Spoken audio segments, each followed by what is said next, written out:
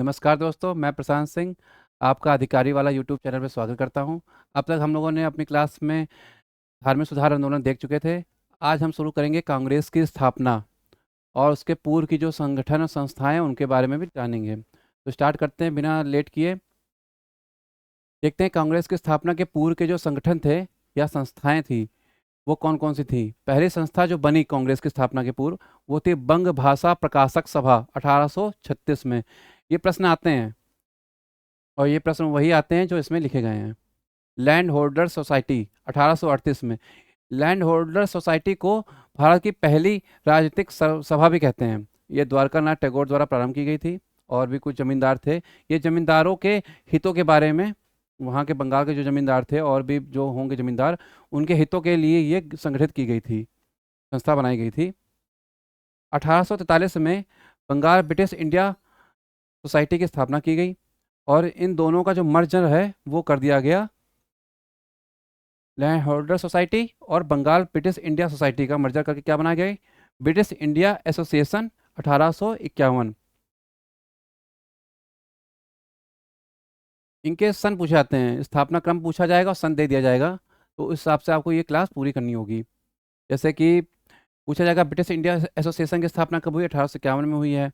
East India association की स्थापना कब की गई या किसने की? तो दादा भाई नौरोजी ने की 1866 में, लंदन में।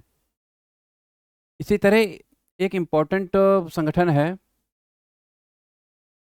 1875 में इंडियन लीग का गठन किया। इसने शिशिर कुमार घोष ने। और 1876 में 1876 में इंडियन नेशनल एसोसिएशन का गठन किया गया। ये क्या था इंडियन नेशनल एसोसिएशन? इसे कहते हैं भारत का पहला संगठन, भारतीय संगठन एक तरह से मान लीजिए, जो भारतीयों के हितों के लिए संगठित किया गया था।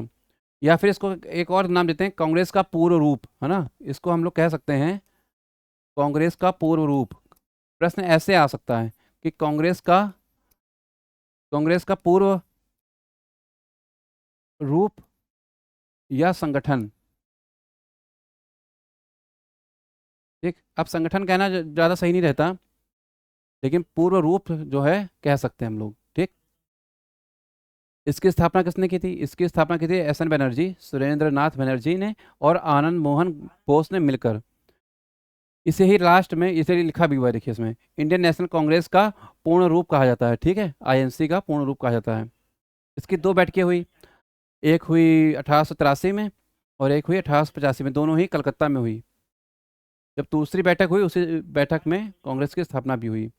इसने के कार किए, इनके काम थे, इन्होंने आर्म्स एक्ट का विरोध किया, वर्नाक्यूलर प्रेस एक्ट जो देसी समाचार पत्रों पर रोक लगी थी उसका विरोध किया इन लोगों ने 1885 में।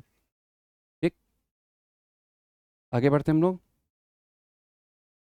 अन्य संस्थाएं देख लेते हैं कौन कौन सी थी जो कांग्रेस के पूर्व संगठित हुई।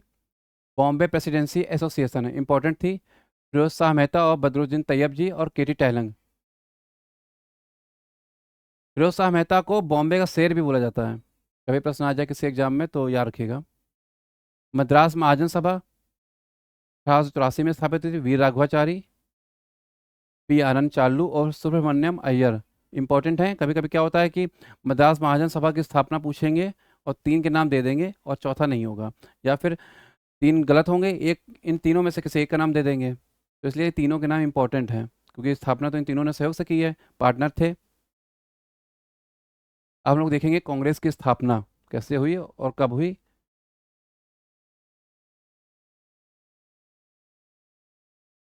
1857 की क्रांति के बाद कहते हैं कि लोगों की सोच में बहुत परिवर्तन आया, और परिवर्तन ऐसे आया कि तलवार का स्थान जो है किताबों ने, साहित्य ने, तर्कों ने ले लिया, है ना, और सेना का स्थान जो है संस्थाओं ने ले लिया कहते हैं।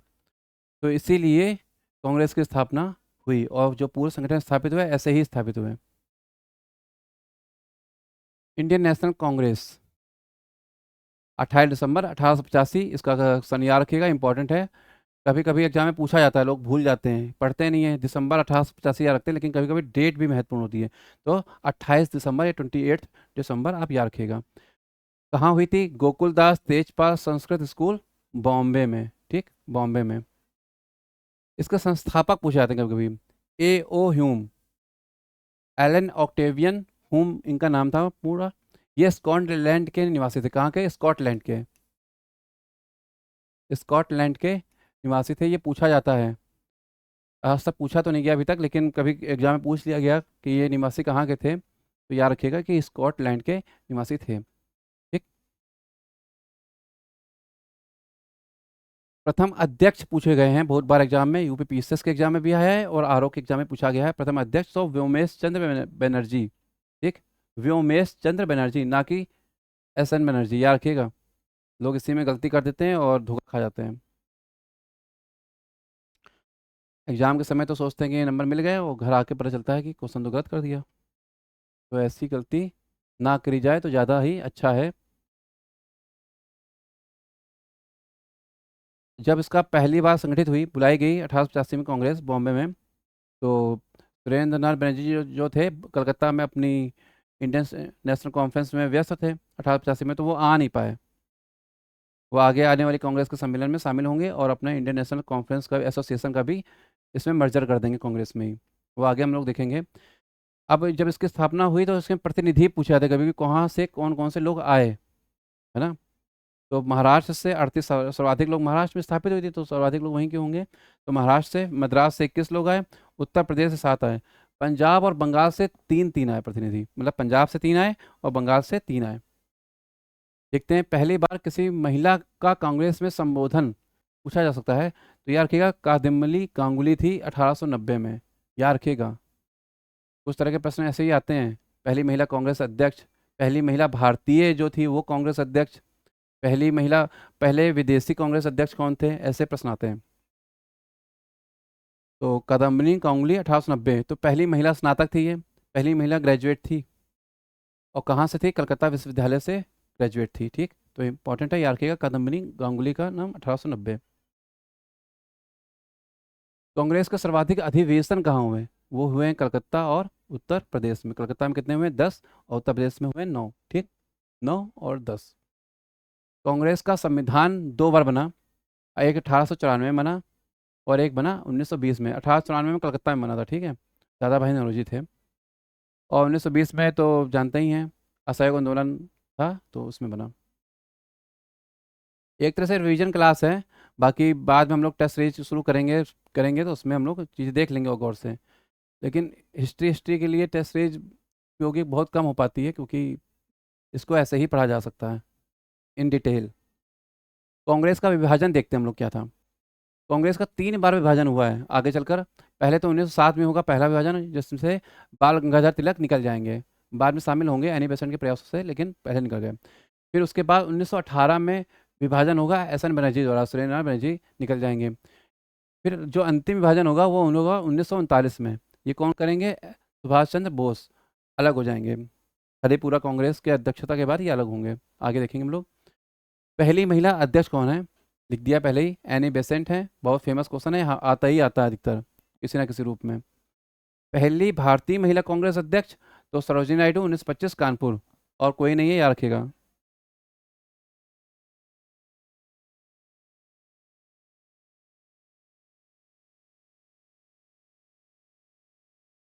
पहला विदेशी व्यक्ति जो कांग्रेस का अध्यक्ष रहा वो है जॉर्ज यूल, 1888 इलाहाबाद। और भी बनेंगे, लेकिन पहले ये थे। न्यूनतम उम्र में कांग्रेस के अध्यक्ष कौन थे? मौलाना आज़ाद, 1923 में 35 वर्ष उम्र थी। लोकमान्य तिलक कभी कांग्रेस अध्यक्ष नहीं बने हैं, ठीक, याद रखिएगा। गांधी जी एक बार बने कांग्रेस अध्यक्ष, और वो हैं बेलगांव कर्नाटक के। असहयोग आंदोलन में उनको गिरफ्तार कर लिया गया, फिर रिहा कर दिया कुछ दिनों बाद, तो इनको ही कांग्रेस का अध्यक्ष बना दिया बेलगांव कर्नाटक का। ठीक, याद रखिएगा। कांग्रेस के पहले 4 अधिवेशन महत्वपूर्ण हैं, इनके बारे में पूछा जाता है क्यों, कहाँ हुए, अध्यक्षता किसने की, और कब कब हुए। तो पहले 4 अधिवेशन जो है लगातार हुए हैं, 1885, 86, 87 और 88। पहला कांग्रेस अध्यक्ष हम लोग जानते हैं बॉम्बे में हुआ था, विमलेश चंद्र बनर्जी अध्यक्ष थे। उसके बाद 1886 कलकत्ता में हुआ, दादा भाई नौरोजी 3 बार रहे हैं। दादा भाई नौरोजी और जवाहरलाल नेहरू, JL नेहरू 3 बार कांग्रेस के अध्यक्ष हैं, 3 3 बार। 1886 में दादा भाई नौरोजी, 1887 में मद्रास बदरुद्दीन तैयब जी। और 1888 में इलाहाबाद में जॉर्ज यूल। ठीक। बाकी चीज़ें इतनी इंपॉर्टेंट नहीं है। जैसे दूसरी कांग्रेस में एस एन बनर्जी जो है अपना इंडियन एसोसिएशन लेकर शामिल हो गए। 1887 में बदरुद्दीन तैयब जी आ गए। 1888 में एक वीर रघाचारी का एक पैम्पलेट था, उसको में कुछ ऐसी चीज़ें लिख दी गई थी जिससे कि जो अंग्रेज अधिकारी थे उनके लिए कांग्रेस प्रतिबंधित कर दी गई। अंग्रेजों ने कहा कि जो अंग्रेज अधिकारी कांग्रेस में शामिल होना चाहते हैं उनको अपनी सरकारी नौकरी या अपना पद छोड़ना होगा, उसके बाद ही वो शामिल होंगे। तो ऐसी चीज़ें हैं। तो इतना टाइम नहीं है कि इतनी कहानी हम लोग पढ़ें, वो तो इन डिटेल क्लास में ही हो सकती हैं पूरी। अब हम लोग देखते हैं कांग्रेस के कितने चरण हुए। शुरुआती दौर में कांग्रेस जो थी उदारवादी थी, उसके बाद उग्रवादी, मतलब जो अपना समर्थन या अपना प्रभाव जो है उग्र तरह से देते थे, अपनी बात को बिल्कुल डायरेक्ट रखते थे, कोई चिट्ठी ना संदेश, डायरेक्ट बोल दी बात, वो थे उग्रवादी। और जो चिट्ठियों के माध्यम से करते थे, जो विनती करते थे, वो उदारवादी। तो ऐसे है।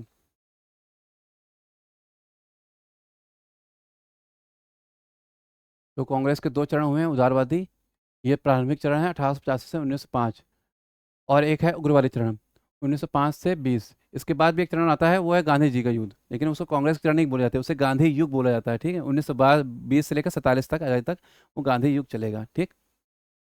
उदारवादी दौर के नेता को कहते थे नरम दल, और उग्रवादी दौर के नेता को कहते थे हम लोग गरम दल। तो नरम कौन थे देखते हैं हम लोग। Dadabhai Naoroji, Gopal Krishna Gokhale, M G Ranade, Pherozeshah Mehta, S N Banerjee, Badruddin Tayyab जी।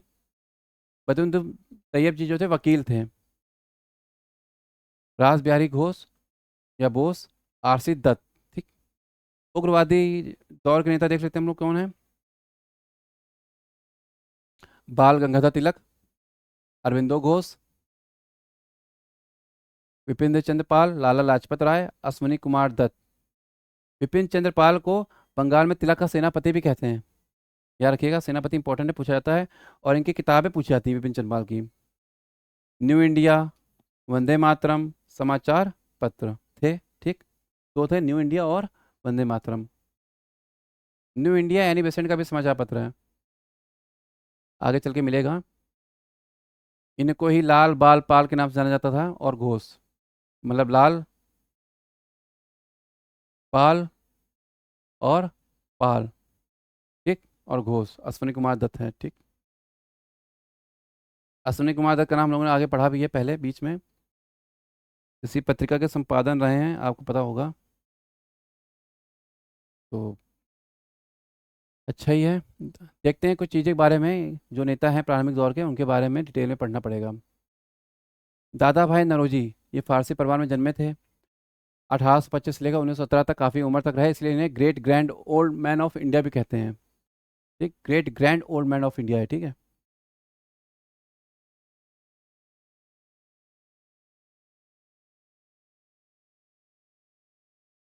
एल्फिस्टन कॉलेज में गणित के प्राध्यापक भी थे और वहाँ पढ़े भी थे। ठीक, प्राध्यापक थे और प्रिंसिपल भी थे। 1892 में लाइब्रेरी पार्टी की लिबरल पार्टी के प्रतिनिधि के रूप में फिंसबरी, ये पूछा जाता है फिंसबरी कहाँ चुने गए थे, फिंसबरी में ब्रिटेन में ब्रिटिश संसद के सदस्य चुने गए, और ऐसा करने होने वाले वे पहले भारतीय बने। ठीक, 1892 में या कि लिबरल पार्टी के प्रतिनिधि के रूप में बने।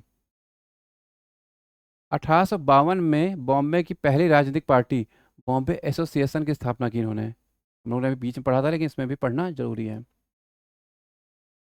1891 में ही दादा भाई नौरोजी ने रहनुमाई मजदा यासन सभा की स्थापना की, जिसमें इनके सहयोगी एस एस बंगाली और फरदून जी भी थे। एस एस बंगाली और फरदून जी, ये भी फारसी थे, तो उन्होंने रहनुमाई मजदा यासन सभा की स्थापना की।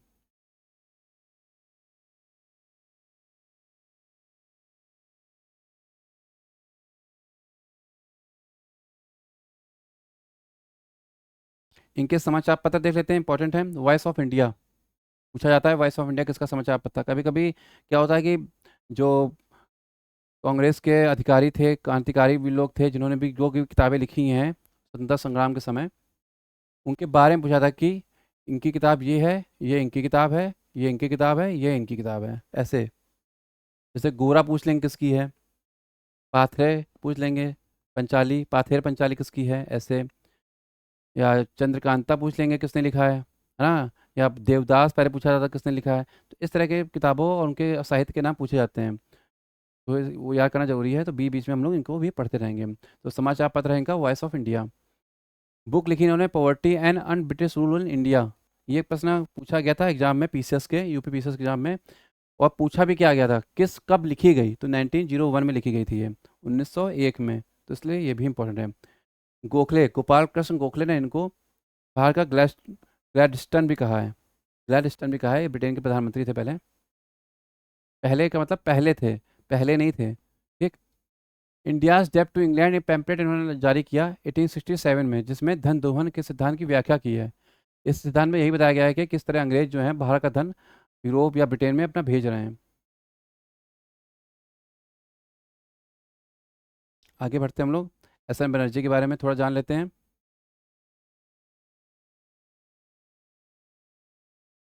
एस एन बनर्जी 1871 में ये आईएसएस बनाए गए, लेकिन 3 वर्ष बाद इनको बर्खास्त कर दिया गया। किसी कारण से बर्खास्त कर दिया गया होगा, तो पूछा जाता है कब बर्खास्त किए गए, तो 1871 में बने हैं, तो आपको 3 वर्ष इसमें जोड़ देने हैं, तो 1874 आपका आंसर आ जाएगा।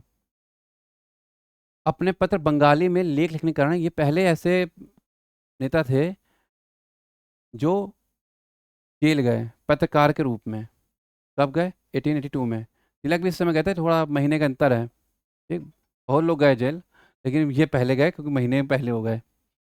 इनकी बुक है पूछी जाती कभी, बुक कम फेमस है लेकिन एग्जाम में पूछी जाती है, द मेकिंग नेशन, इनकी पुस्तक है।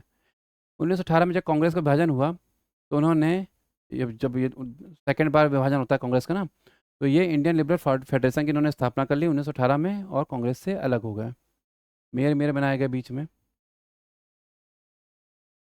बाल गंगाधर तिलक 1856 से 1920, 1 अगस्त 1920 की उनकी मृत्यु हो गई थी। पूना न्यू इंग्लिश स्कूल की स्थापना की पुणे में, मतलब पूना का मतलब पूना, ठीक। पुणे में न्यू इंग्लिश स्कूल की स्थापना की 1900 ईस्वी में। कहीं पूछा नहीं गया लेकिन इंपॉर्टेंट है, याद रखिएगा। दक्कन एजुकेशन सोसाइटी से भी जुड़े थे ये। इनके 2 पत्र महत्वपूर्ण हैं, एक मराठा और एक केसरी। मराठा इंग्लिश में है, केसरी मराठी में है, तो ये पूछा जाता है। तो मराठा इंग्लिश में है और केसरी मराठी में है। मराठा के संपादक पूछे जाते हैं, तो जी जी आगरकर, इसके बारे में भी हम लोगों ने पढ़ा था। संपादक कौन है इनके, एनसी केलकर हैं, मराठी के, ठीक। 1882 में इसी लेख में एक लेख लिखा था ना, जो इनको जेल हुई थी। देखिए 1882 में ये भी गए हैं, लेकिन थोड़ा महीने बाद, एस एन बनर्जी से। इन्होंने थोड़ा ज़्यादा ही जूम हो गया।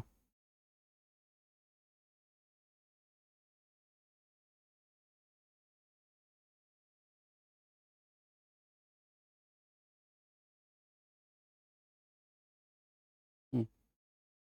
गणपति उत्सव 1893 में और शिवाजी महोत्सव 1895 में बनाया।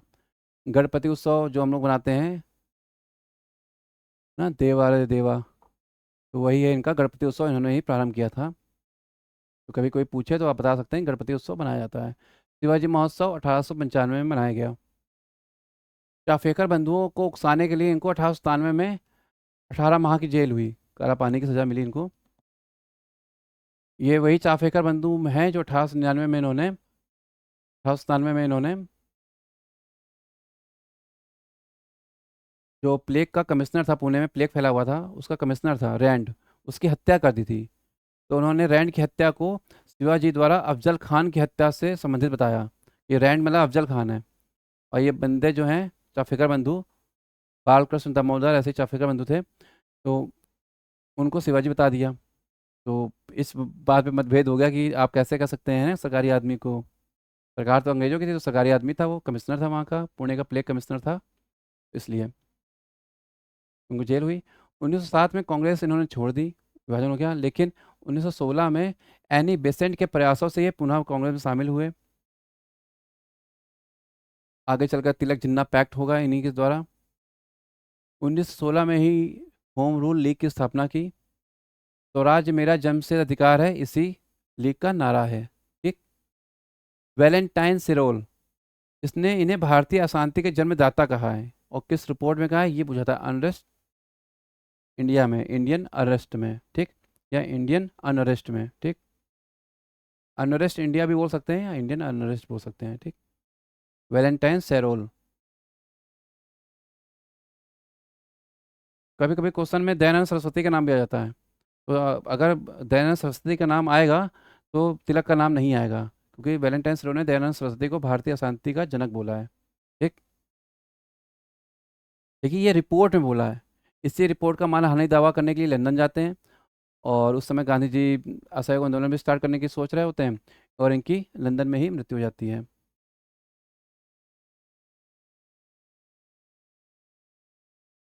अरविंदो घोष, या अरविंद घोष, इनकी बुक्स देख लेते हैं। इन्होंने न्यू लैम्प्स फॉर ओल्ड पुस्तक लिखी, जो कांग्रेस के उदारवादी लोग थे उनके लिए, ठीक है, समझ में आ रहा है। न्यू लैम्प्स फॉर ओल्ड, है ना। लाइफ डिवाइन इनकी पुस्तक थी, आध्यात्मिक पुस्तक है, मोटिवेशनल है, थोड़ी अच्छी पुस्तक है। समाचार पत्र था इनका कर्म योगिन।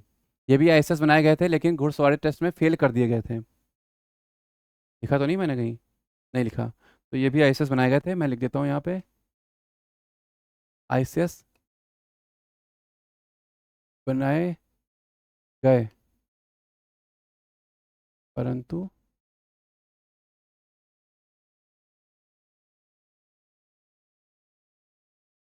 घुड़सवारी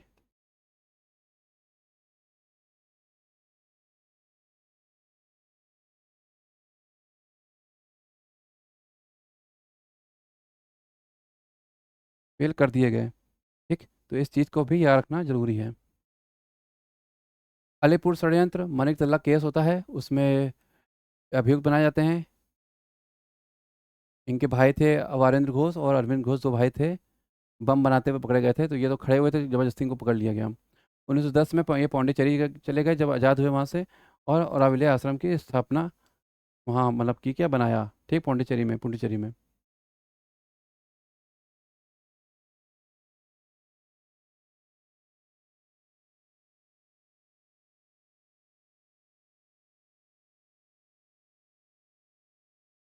लाला लाजपत राय के बारे में देख लेते हैं।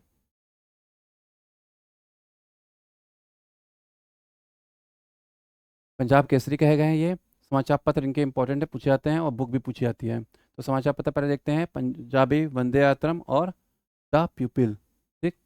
बुक है इनकी अनहैप्पी इंडिया। स्वराज पार्टी और हिंदू महासभा से भी जुड़े थे, याद रखिएगा, कभी कभी पूछा जाता है कि स्वराज पार्टी से संबंधित हैं, और लाला लाजपत राम का नाम आता है, लोगों को लगता है नहीं होंगे, लेकिन ये थे, ठीक। आर्य समाज की स्थापना में इन्होंने सहयोग दिया, और पीएनबी की स्थापना में भी सहयोग दिया, याद रखिएगा, ठीक। पीएनबी भारत का पहला ऐसा बैंक है जो भारतीयों के लिए था, और भारतीयों द्वारा ही स्थापित था पीएनबी, पंजाब नेशनल बैंक। एक अवध बैंक भी बनाया गया था, लेकिन वो भारतीयों द्वारा स्थापित नहीं था, ठीक, लेकिन था भारतीयों के लिए। लेकिन ये पीएनबी जो था, भारतीयों द्वारा स्थापित, भारतीयों द्वारा बनाया गया बैंक था। 1920 में कलकत्ता कांग्रेस के विशेष अधिवेशन के अध्यक्ष चुने गए, और इसी कांग्रेस में असहयोग आंदोलन को लागू करने की सहमति दी गई।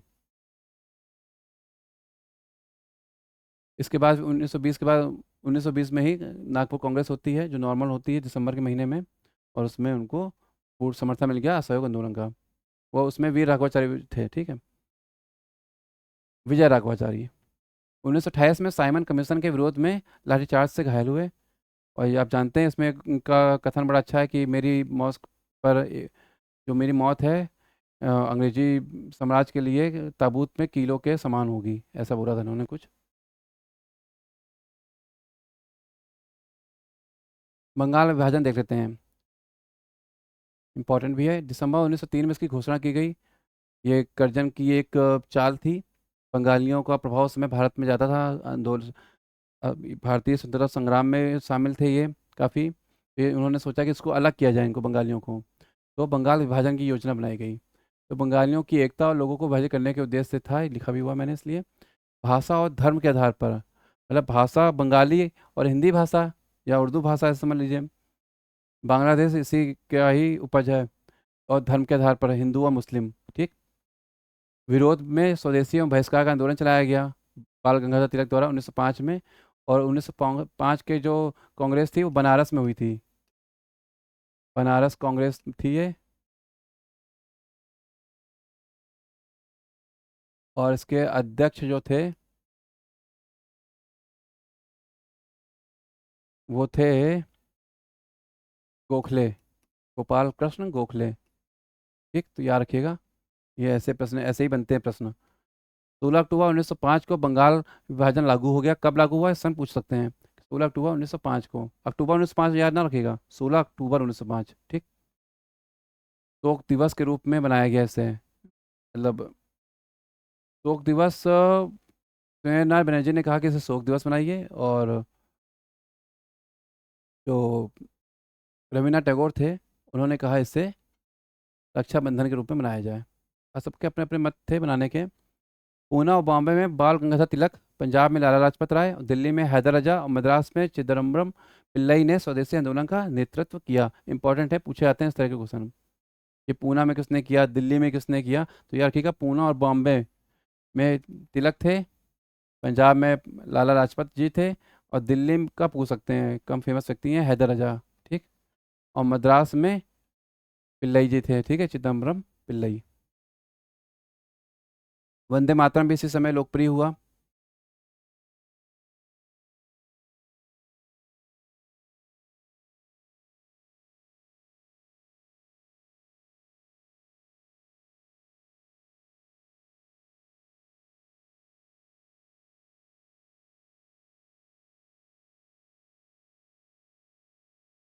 1906 में कांग्रेस कलकत्ता अधिवेशन ने कांग्रेस का लक्ष्य स्वदेशी स्वराज्य घोषित किया।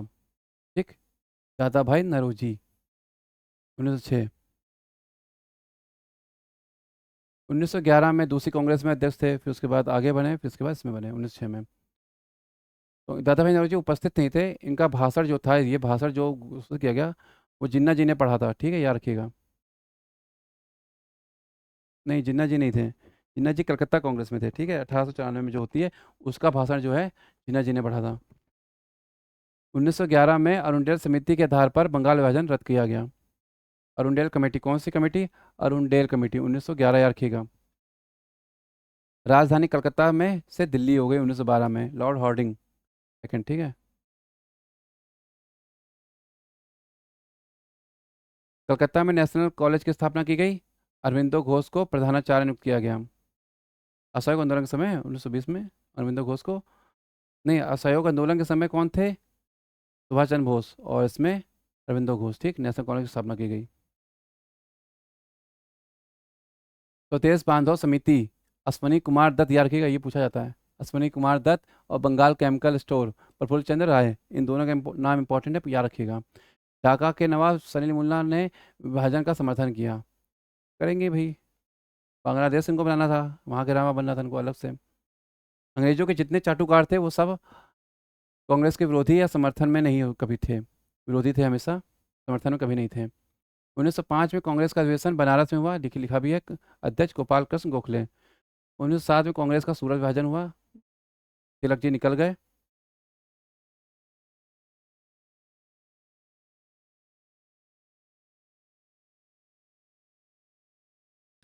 30 दिसंबर 1906 को मुस्लिम लीग की स्थापना की गई। मुस्लिम लीग की स्थापना कब की गई, 30 दिसंबर 1906 को। स्थापना किसने की, सलीमुल्लाह खान, जिन्होंने समर्थन किया, और मोहसिन उल मुल्क ने। आगा खां भी इसमें शामिल थे। ठीक है, ढाका में। मार्ले मिंटो एक्ट देख लेते हैं, 1909। इसे इंडियन काउंसिल एक्ट भी कहते हैं, 1909। तीन काउंसिल एक्ट थे, मैंने बताया था आपको, 61, 92 और 1909। पहले दो कौन से थे, 1861 में आया था एक काउंसिल एक्ट, और एक आया था 1892 में। मार्ले भारत सचिव थे और मिंटो वायसराय थे। मुसलमानों को 6 सीटें सांप्रदायिक प्रतिनिधित्व के आधार पर दे दी गई। इसे ही सेपरेट इलेक्टोरल सिस्टम भी कहा गया। ठीक है, क्या कहा गया,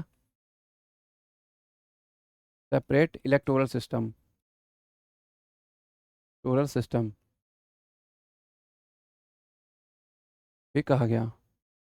ठीक, वायसराय की एग्जीक्यूटिव काउंसिल में एक भारतीय सदस्य की नियुक्ति की गई, उसका नाम, उनका नाम क्या था, सत्येंद्र प्रसाद सिन्हा।